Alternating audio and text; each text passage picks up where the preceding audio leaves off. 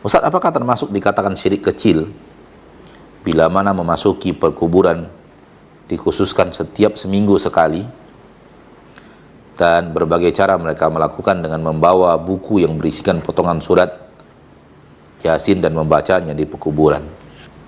Namun ini adalah amalan yang tidak dicontohkan Nabi kita tercinta Muhammad sallallahu alaihi wasallam, membaca surat Yasin di kuburan setiap seminggu sekali.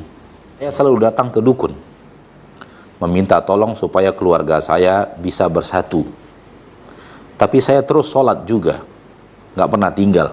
Ini yang disebut dengan perdukunan, bahkan disebut di dalam Al-Quran. Tergiur dengan sholatmu, jangan tergiur dengan sedekahmu yang sangat banyak, jangan tergiur dengan bacaan Al-Quran, hafalan Al-Quranmu. Semua itu sirna di hadapan Allah. Kenapa? Karena terjadi syirik. Ada suatu tempat yang sering dikunjungi, yaitu kuburan Tuan Guru. Banyak masyarakat yang menyandarkan nazar mereka, jika tujuannya berhasil akan pergi ziarah ke kuburan tersebut. Pun kalau sudah ditujukan ziarah kubur tertentu di negeri yang jauh, jatuh kepada bid'ah. Karena ziarah kubur tidak mesti harus kuburan tertentu, ziarah kubur kepada kubur yang mana saja.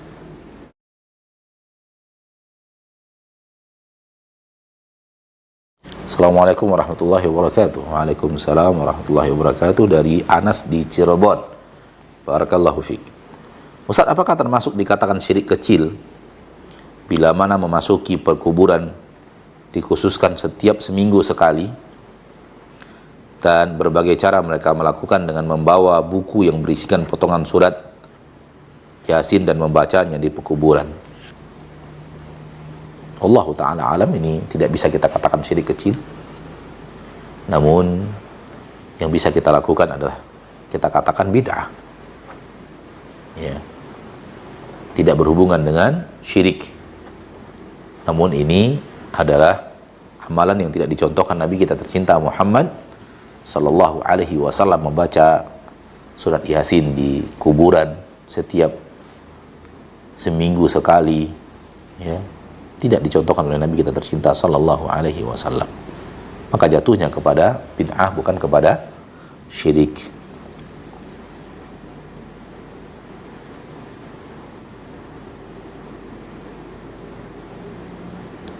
Pertanyaan berikutnya, Assalamualaikum Ustaz. Waalaikumsalam warahmatullahi wabarakatuh. Dari Ibu Dani, Jakarta Timur. Barakallahu fiik. Ustaz, apakah berobat ke seseorang yang Allah berikan kemampuan seperti ahli totok syaraf, namun dia bukan dokter, ini adalah sebuah kesyirikan? Jawabannya tidak. Jawabannya tidak sama sekali. Ini adalah sebuah skill. Namun ketika kita datang sebagai usaha untuk penyembuhan, seperti minum obat, namun minta kesembuhannya kepada Allah, minta kesembuhannya kepada Allah, dan jangan pernah meyakini orang ini bisa menyembuhkan. Jangan pernah meyakini orang ini bisa menyembuhkan.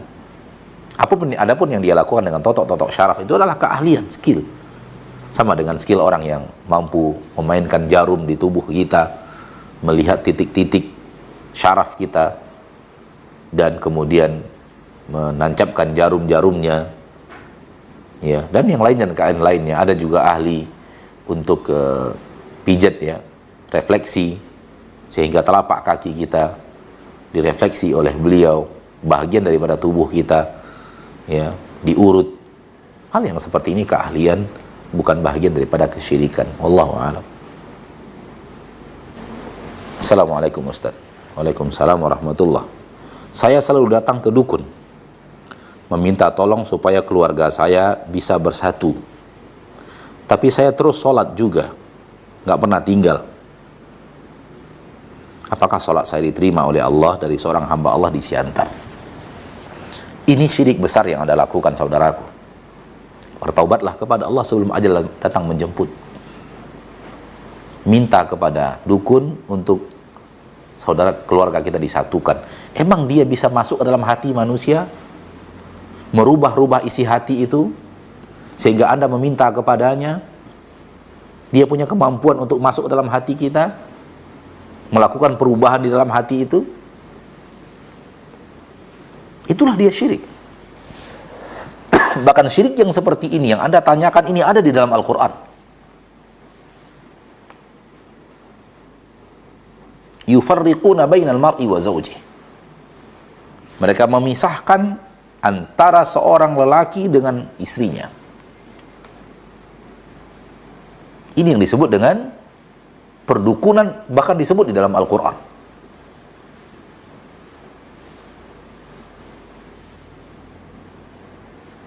Ini syirik besar yang Anda lakukan. Permintaan kepada selain Allah. Seharusnya Anda minta kepada Allah, bukan kepada dukun. Anda sholat di malam hari, bangun di sepertiga malam, Anda menengadahkan tangan Anda, meminta kepada Allah, ya Allah, satukan keluarga kami. Hanya Engkau yang bisa merubah hati mereka untuk saling mencintai. Jauhkan syahna,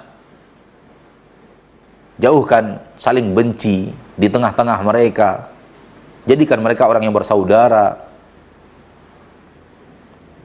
Alif baina qulubihim, satukan hati mereka ya Rabb. Karena hanya Engkau yang bisa menguasai hati manusia, yang melakukan apa yang ada di dalam hati itu. Kebencian yang sedang ada, hanya Engkau yang bisa merubahnya menjadi cinta dan kasih sayang. Rubah benci yang ada di hati mereka kepada kasih dan sayang ya Rabb, dengan cara-cara yang hanya Engkau yang mengetahui caranya.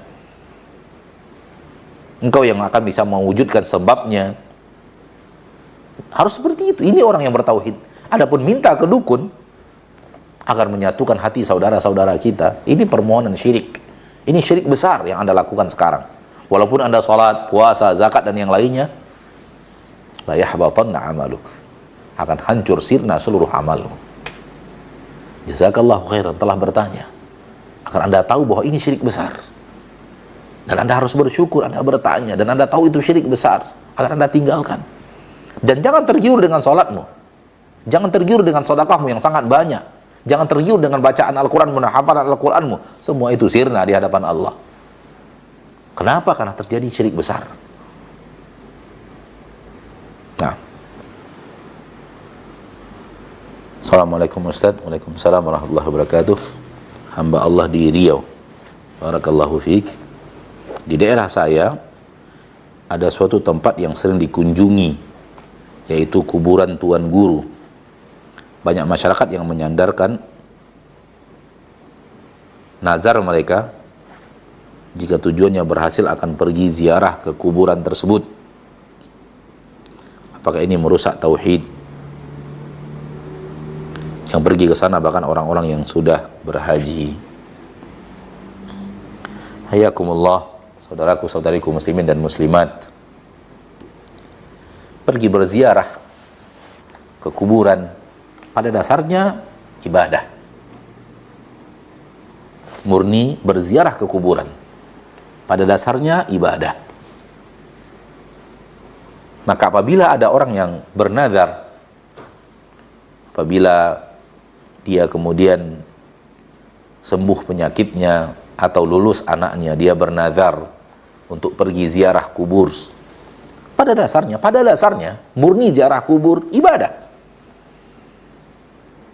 Sama dengan kalau seandainya dia bernazar, sekiranya ini terjadi maka saya akan bersedekah, saya akan berpuasa.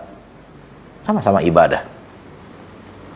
Namun akan dilihat apa yang dia lakukan pada ziarah kubur itu. Apa yang dia lakukan pada ziarah kubur. Kalau murni berziarah kubur, murni, tak ada embel-embel lain selain ziarah kubur,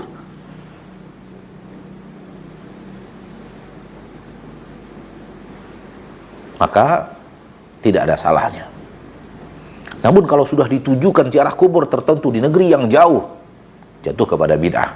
Karena ziarah kubur tidak mesti harus kuburan tertentu. Ziarah kubur kepada kubur yang mana saja. Namun apabila lebih daripada itu, dan itu yang kadang terjadi dan kita saksikan, ada pada kuburan-kuburan yang seperti yang Anda tanyakan, kuburan orang yang dianggap soleh, alim, tuan guru, syekh, kiai dan yang lainnya, lalu di sana minta hati kita dilembutkan kepada yang ada di dalam kubur, itu yang tidak boleh. Itu syirik besar, meminta kepada selain Allah. Dan bahasan ini ada pada pertemuan berikutnya insyaallah taala.